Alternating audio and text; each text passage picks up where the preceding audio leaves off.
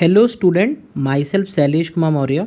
और आज से हम लोग एन अवस्थी के गैसियस स्टेट वाले लेसन के क्वेश्चन आंसर के सीरीज़ को स्टार्ट कर रहे हैं। यहाँ पे मैंने लिया आपका लेवल 1 का क्वेश्चन नंबर 1 से 5 तक देखते हैं। तो पहले हम देखते हैं क्वेश्चन नंबर 1। देखो, इस क्वेश्चन में हमसे पूछा है विच of the following statement is not correct. तो ऐसी जो चीज़ें होती हैं उसको हाईलाइट कर लिया करो पहले। नॉट करेक्ट पूछा है about the 3 states of matter that is solid, liquid and gas. अब देखो, हम लोग बचपन से पढ़ते आ रहे हैं ये चीज़ कि जो भी हमारे पास गैस होती है, क्या गैस का वॉल्यूम फिक्स्ड होता है? क्या गैस का वॉल्यूम कभी भी फिक्स नहीं होता है। गैस वो वॉल्यूम ऑक्यूपाई करती है जिस कंटेनर में उसको रखा जाता है।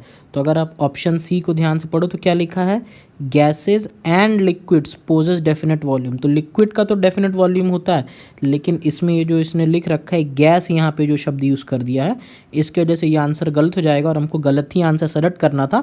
इस वजह से ये ऑप्शन क्या हो जाएगा, सी वाला हमारे लिए करेक्ट हो जाएगा। बाकी सभी ऑप्शन सही दे रखे हैं, आप उसको एक बार पढ़ोगे आपको समझ में आ जाएगा।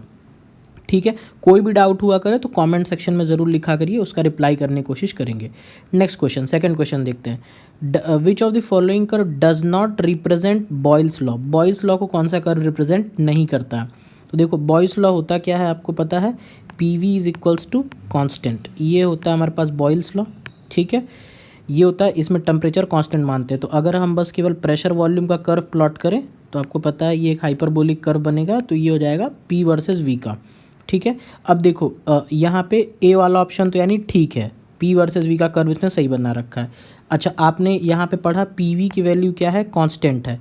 तो अगर आप ऑप्शन डी को एनालाइज करो तो यहाँ पे क्या रखा है इसने, पी वी, यानी पी वी की वैल्यू है क्या, आपस में कांस्टेंट है।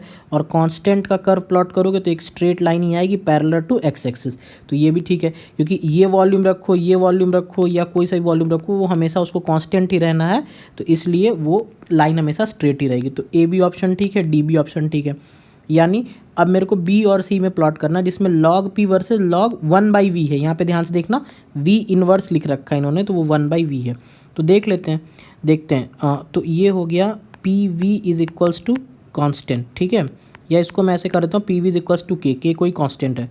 तो मैं बोलूँ आपसे कर प्लॉट पी बराबर क्या हो जाएगा, तो आप क्या बोलोगे सर, ये हो जाएगा के बाई वी हो जाएगा।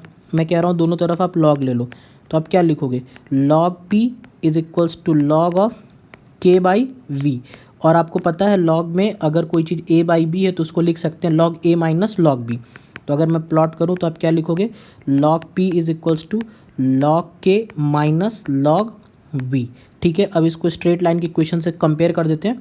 ये हो गया वाई, ये हो गया आपका कांस्टेंट सी, यहाँ पे प्लस एम एक्स, ये चीज़ हो जाएगी।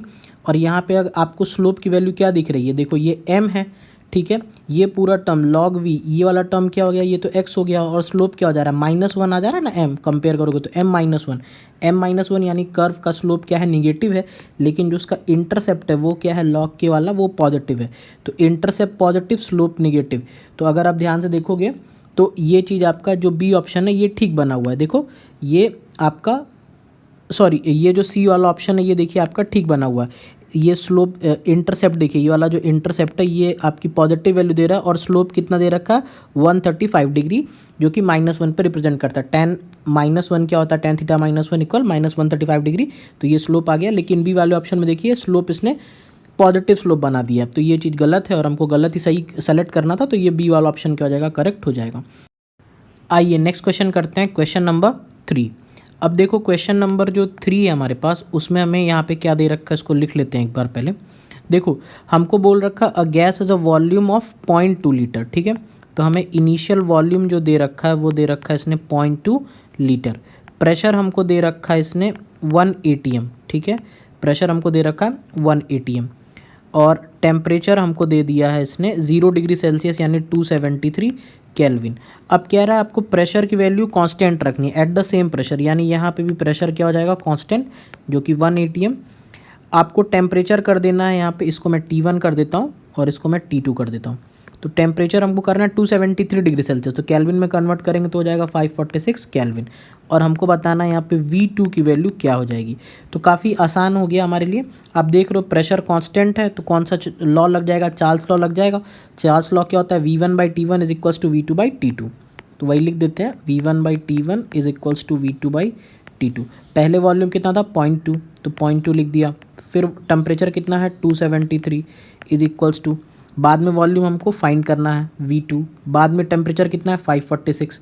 ठीक है, तो ये देख रहे हो 2 टाइम्स में कैंसिल हो जाएगा, और आप अगर मल्टीप्लाई करोगे 0.2 से तो V2 की वैल्यू तुरंत आ जाएगी 0.4 लीटर। ठीक है, तो इस हिसाब से कौन सा ऑप्शन करेक्ट हो जाएगा, देख रहे होगे ऑप्शन ए जो है हमारे सामने करेक्ट हो जाएगा। ठीक, तो अब मैं इसको जूम इन कर दे रहा हूँ, आप लोग चाहो तो इसका स्क्रीनशॉट ले सकते हो। ले लिया स्क्रीनशॉट। चलो अब इसको हटाते हैं और हम लोग नेक्स्ट क्वेश्चन की तरफ में मूव करते हैं। चलो अब देखते हैं question number 4। Which of the following curve is not according to Charles law. देखो नॉट अकॉर्डिंग बोल रखा है, ठीक है ना, ये दूसरा कलर ले लेते हैं, not according to Charles law. ठीक है, अब देखो चार्ल्स लॉ के अकॉर्डिंग कौन सा नहीं है, जैसे प्रीवियस वाला कर्व प्लॉट किया था ना 2 में, वही सेम काम करना है, बस मैं थोड़ा समझा दे रहा हूँ। देखो चार्ल्स लॉ होता क्या है, volume by temperature is equals to constant, यही तो होता है, यही होता है कांस्टेंट। ठीक है, तो आप एक बात बताओ, जब वॉल्यूम बाई टेम्परेचर कांस्टेंट है तो जो ऑप्शन डी को ध्यान से देखो, V बाई टी, ये क्या वैल्यू होनी चाहिए कांस्टेंट, और अगर कांस्टेंट का किसी भी कर्व में आप प्लॉट करोगे तो वो हमेशा स्ट्रेट लाइन देगा ना इस तरह से, ना कि ये आपका 45 वाला 45 स्लोप पे वो देगा। तो ये डी ऑप्शन क्या हो जा रहा है, गलत हो जा रहा है, और गलत ही सेलेक्ट करना था, तो ये डी ऑप्शन क्या हो जाएगा, करेक्ट हो जाएगा। प्रीवियस क्वेश्चन जैसा ही है, सेकंड वाले के जैसा ही, बिल्कुल वैसा ही काम आपको करना है। अच्छा, सी वाले ऑप्शन में कुछ लोग को दिक्कत होती है, मैं वो बता देता हूँ। देखो सी वाला ऑप्शन कुछ नहीं है आपका, अगर आप सी वाले ऑप्शन में स्लोप निकालने की कोशिश करो, मैं इस सी ऑप्शन की बात कर रहा हूँ, सी वाले ऑप्शन में आपसे स्लोप पूछूं तो स्लोप क्या होता है, y बाई एक्स होता है, y एक्सिस पे क्या दे रखा है वी टी, और x एक्सिस पे क्या दे रखा है टी स्क्वेयर, तो दोनों को डिवाइड करोगे तो क्या आ जाएगा v बाई टी, और v बाई टी क्या वैल्यू है, कांस्टेंट है, यानी स्लोप इसका एक कांस्टेंट होना चाहिए, और वही देखो दे रखा है, एक कांस्टेंट लाइन दे रखा है, तो वो क्या है, ठीक है। ए वाला जो कर्व है वही सी वाला भी होना चाहिए, क्योंकि अगर ध्यान से देखोगे ना तो ए वाले ऑप्शन में दोनों तरफ x और y दोनों तरफ टी का मल्टीप्लाई कर दिया, तो ही ये वी टी बन गया और ये टी स्क्वायर बन चुका है, तो कुया कुछ नहीं उसने, तो ए वाले ऑप्शन जैसा ही सी में भी कर्व बनना चाहिए। ठीक है, और ये जो बी वाला ऑप्शन है ना, इसमें यहाँ पे p के जगह पे log v कर लेना, तो आपका ये वाला आंसर आ जाएगा, वो p बाई मिस्टेक लिखा हुआ है।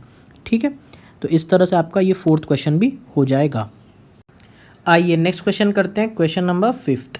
ठीक है, अब देखो क्वेश्चन नंबर 5 में हमें क्या करना है, यहाँ पे टेम्परेचर की वैल्यू फाइंड करनी है, कुछ डेटाज दे रखे हैं उसको हम यहाँ पे पहले लिख लेते हैं। देखो पहले मान लो पहले कंडीशन में प्रेशर P1 हमको P दे रखा है, बाद में बोलता है to heated its double its pressure, यानी बाद में जो प्रेशर कर दिया जा रहा है वो 2P कर दिया जा रहा है, तो P2 क्या हो जाएगा 2P हो जाएगा। ठीक है, इनिशियल वॉल्यूम V1 मान लो V, तो बोल रहा है वॉल्यूम को 15% रिड्यूस कर दिया जा रहा है।